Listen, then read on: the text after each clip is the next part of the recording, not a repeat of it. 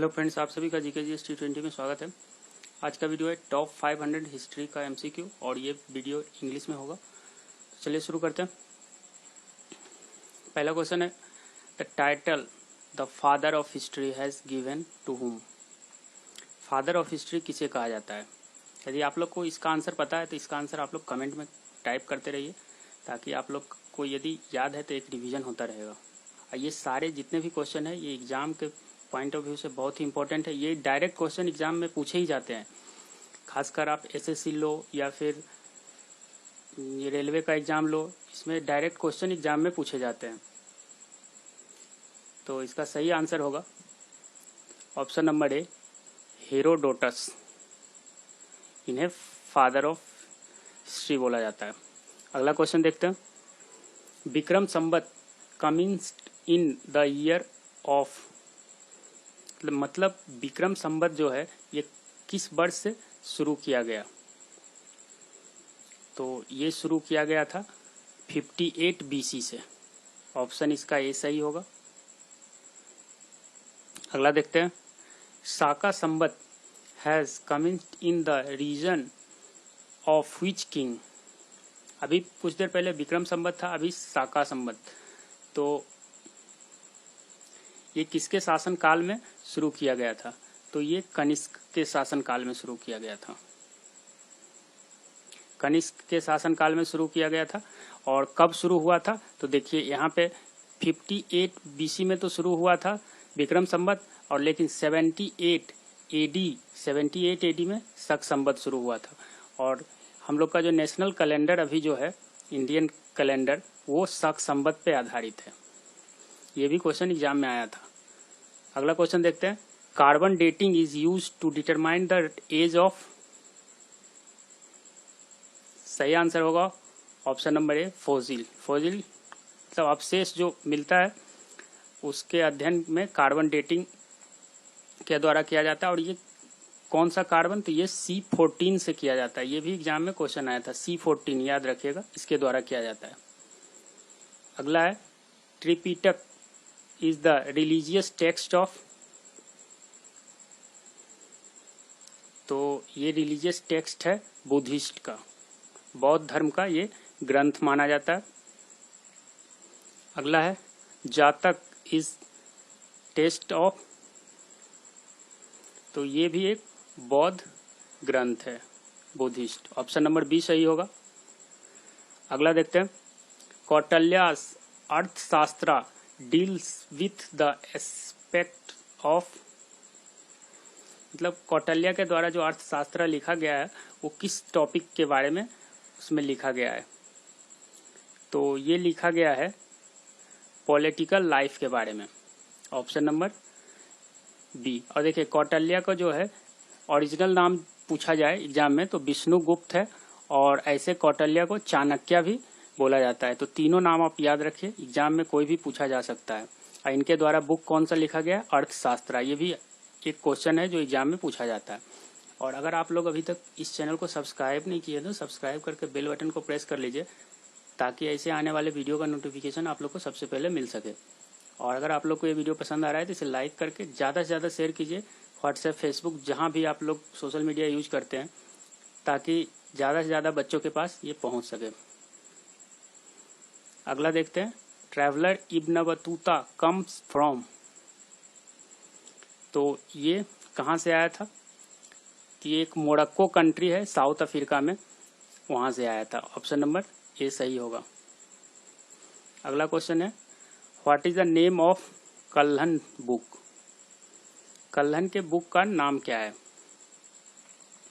तो इसका सही आंसर है ऑप्शन नंबर डी, रजत तरंगिणी।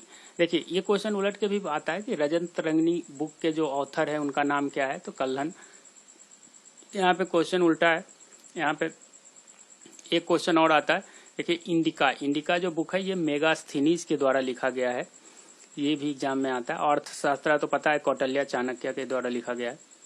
ये तीनों बुक इम्पोर्टेंट है। अगला है, फाहियान। यहाँ पे थोड़ा सा मिस्टेक हो गया, ये बी नहीं होगा, एच होगा।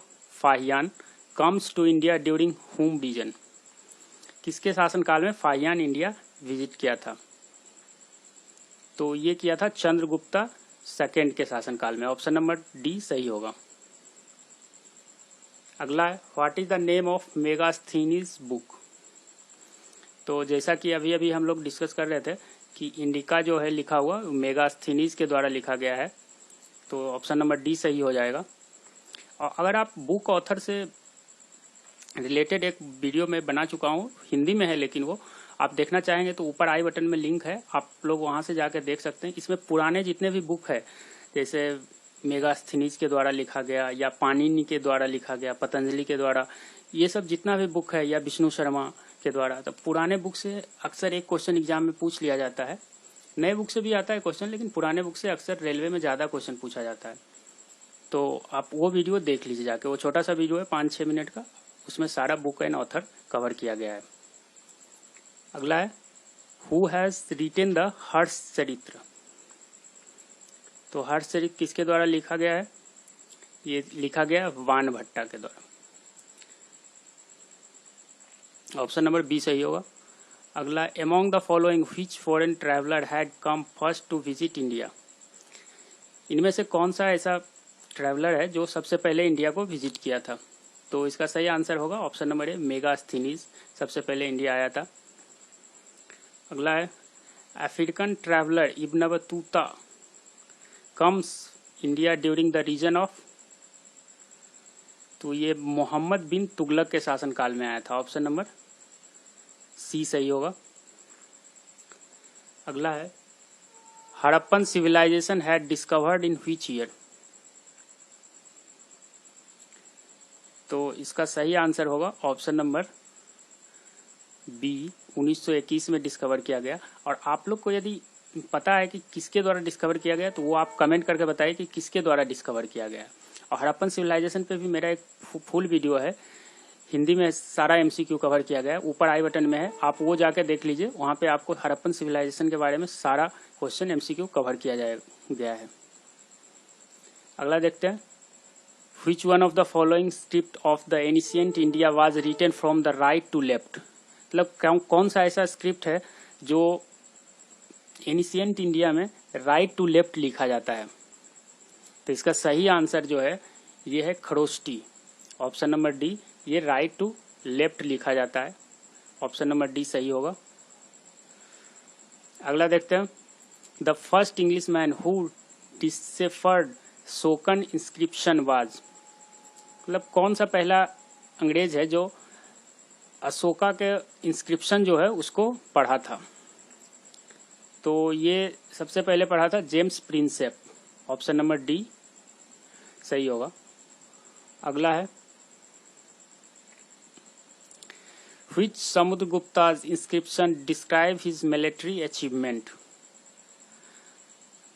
तो मिलिट्री अचीवमेंट कौन सा इंस्क्रिप्शन बताता है? तो प्रयाग इंस्क्रिप्शन जो है ये मिलिट्री के अचीवमेंट के बारे में, समुद्रगुप्ता के बारे में बताता है। ऑप्शन नंबर डी सही है। अगला क्वेश्चन है first of all who introduce gold coins in India.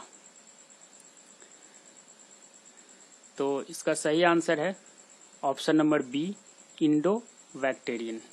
देखिए कहीं कहीं इंडो ग्रीक भी रहेगा तो आप ऑप्शन वो टिक करके आ सकते हैं। तो कहीं इंडो बैक्टेरियन लिखा हुआ रहता है या इंडो ग्रीक। सबसे पहले गोल्ड का कॉइन्स इशू किया था इंडिया में। अगला है among the following who is the gold coin at large scale. सबसे ज्यादा लार्ज स्केल में गोल्ड कॉइन कौन इशू किया था, ये भी क्वेश्चन आता है। तो इसका सही आंसर होगा, इसका सही आंसर है ऑप्शन नंबर ए, कुषाण। कुषाण के शासनकाल में, कुषाण जो रूल वंश था, इसके शासनकाल में सबसे ज्यादा गोल्ड कॉइन इशू किया गया था। ये था आखिरी क्वेश्चन। अगर आप लोग को ये वीडियो पसंद आए तो इसे लाइक करें, ज़्यादा से ज़्यादा शेयर करें। और कोई भी टॉपिक पे वीडियो चाहिए तो इसके लिए आप कमेंट कर सकते हैं। इसके अलावा बहुत सारे टॉपिक पे मैं वीडियो ऑलरेडी अपलोड कर चुका हूँ, तो आप लोग नहीं देखें तो इसका लिंक ऊपर आई बटन में है, या फिर आप लोग एक बार चैनल पे जरूर जाइए और चैनल पे जाके देखिए। यदि इंग्लिश में देखना चाहते हैं तो GK GS इंग्लिश करके एक प्लेलिस्ट है, उसमें सारा इंग्लिश वाला वीडियो है। और हिंदी में देखना चाहते हैं तो उसके लिए बहुत सारा वीडियो बना हुआ है, आप जिस भी टॉपिक पे देखना चाहते हैं आप देख सकते हैं। Thank you for watching.